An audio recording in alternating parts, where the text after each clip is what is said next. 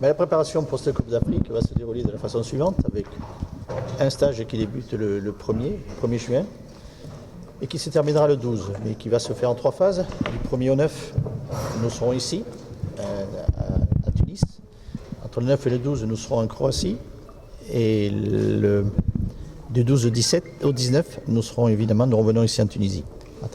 Dans cette préparation, il y aura un match le 7 juin ici à Tunis contre l'Irak.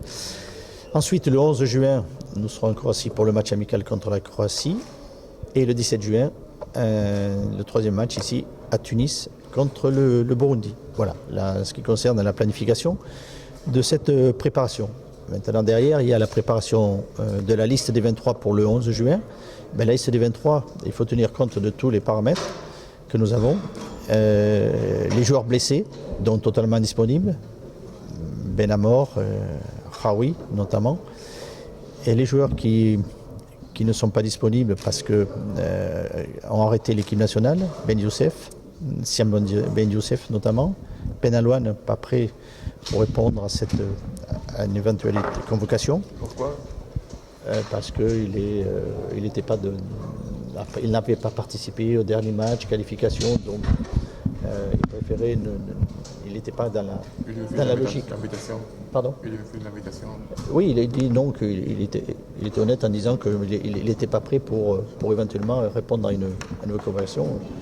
Lui seul peut mieux sentir les possibilités qu'il a ou non de pouvoir répondre à une convocation. Voilà. Et puis, dernièrement, pour avoir un groupe complet au 1er juin, il y a le championnat national qui finit le 15, mais les joueurs internationaux rejoindront le groupe pour terminer la préparation le 7 juin. Voilà un petit peu toutes les données auxquelles on avait à faire face.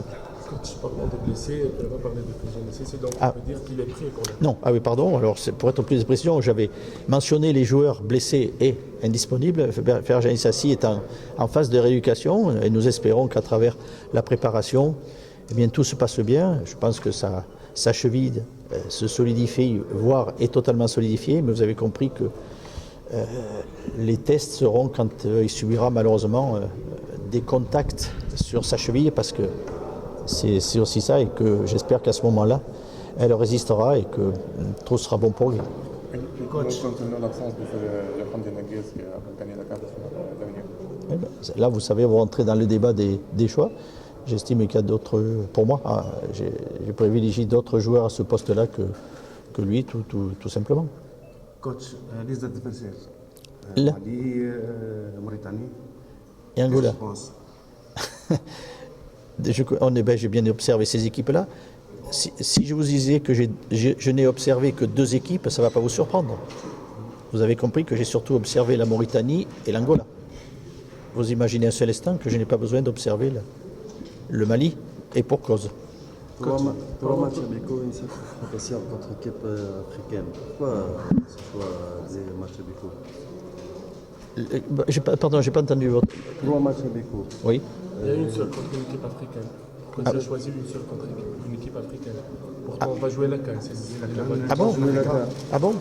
Voici Oui, peu importe. Pourquoi? On joue contre un adversaire. L'important, c'est nous, le match que nous faisons contre un adversaire. L'adversaire, il a peu d'importance, je veux dire, dans le sens de sa situation géographique. C'est une équipe de football, c'est un adversaire différent, avec un jeu différent, ce qui permet à nous de nous confronter à des jeux différents et d'être capable de répondre justement aux oppositions que l'on a. Coach, parlons des internationaux qui sont concernés par la demi-finale de la Coupe. On peut avoir une exception pour 2 jours pour ces joueurs? Non, je vous ai dit que les joueurs locaux. Oui, les joueurs locaux. Les joueurs... Le 9, le match de demi-finale. Non, pas le 9. Le rassemblement. Non, pas le 9, le 6. Le 6, oui, je vous ai dit que les joueurs locaux, on les retrouverait qu'à partir après le 6. Voilà. Donc, quel que soit le joueur local, il ne sera là qu'après le 6. Pour le derby, il n'y a pas d'exception? Je vous dis que tous les joueurs, je ne peux pas être plus clair quand je dis que tous les joueurs locaux, je vous dis que tous les joueurs locaux sont là à partir du 6. Voilà ce que j'ai eu dans la mise en place qui a été faite dans le cadre de la fédération avec les clubs, c'est que le 6 juin, après le 6 juin, pas le 6 juin évidemment, dans le 7 juin, les joueurs locaux viendront dans le giron de l'équipe nationale. Merci. Il y a surprise sur la liste locale. Il y a surprise. Vous pouvez avoir une surprise. Mais le problème, c'est que vous avez, sur des appels de joueurs, vous allez dire c'est une surprise. Pour moi, ce n'est pas. Donc, vous voyez, on n'a pas. Non, dans l'utilisation du terme surprise, vous ne l'utilisez pas comme moi je l'utilise. Donc, voilà. Alors vous voulez dire, oui, vous avez une précision par contre là. Vous dites, y aura-t-il un joueur qui n'est jamais encore venu en équipe nationale? C'est ça peut-être votre question. Je pense que ça sera compliqué que ce soit un joueur qui vienne, dans le cadre d'une CAN, découvrir l'équipe nationale. Pour les joueurs. Vous avez un élément de réponse.